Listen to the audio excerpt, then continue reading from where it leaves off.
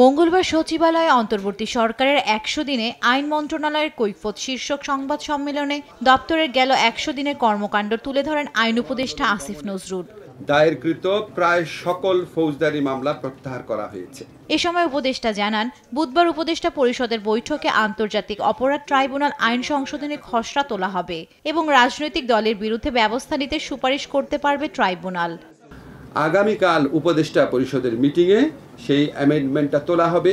উপদেষ্টা পরিষদ গ্রহণ করলে এটা আগামী সম্ভবত বৃহস্পতিবারের মধ্যে এটা আইনে পরিণত হবে। আদালত যদি মনে করে তাহলে প্রয়োজনীয় ব্যবস্থা, শাস্তিমূলক ব্যবস্থা গ্রহণ করার জন্য তারা সুপারিশ করতে পারবে।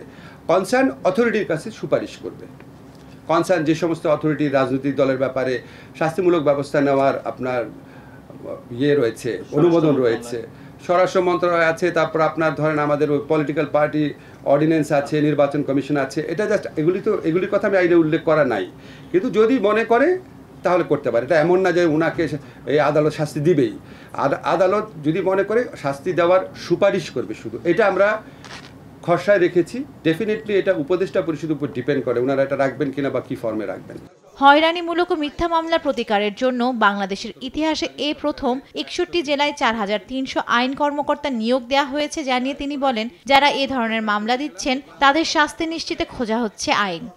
বাণিজ্যিক কারণে যাদের মামলার আসামি করা হয়েছে তাদের জন্য বিরাট একটা প্রতিকারের সুযোগ সৃষ্টি হবে এই সকল আদালতে সরকারি প্রকৌশলী আপনার রিক্রুট করার মাধ্যমে। জেলা প্রশাসক সাহেব, জেলা লিগ্যাল এইড কর্মকর্তা, ওনাদের নিয়ে জেলা পর্যায়ে কোনো কমিটি করা যায় কিনা এবং এই ধরনের একটা ফ্রেমওয়ার্ক তৈরি করা যায় কিনা যে মামলার একটা এফআইআর করার আগে এই কমিটিটা স্ক্রিনিং করে দিবে। এটা জাস্ট চিন্তা করছি। আপনারা একটা যে মনে রেখেন, আমি যদি এই মন্ত্রণালয়ে থাকি আপনাদের কিভাবে শাস্তি দেওয়া যায় সেটার আইন আমি খুঁজে বের করব।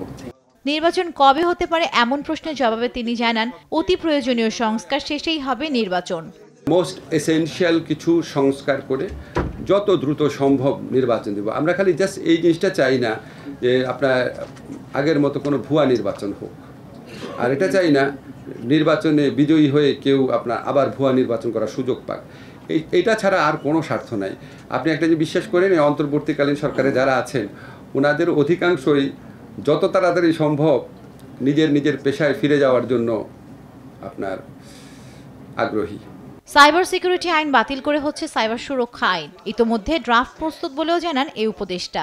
সাইবার সুরক্ষা আইন নামে একটা আইন করা হবে যেখানে কম্পিউটার এবং হ্যাকিং রিলেটেড অফেন্সগুলোর বর্ণনা থাকবে। জান্নাতুল মোহনা, দেশ টিভি, ঢাকা।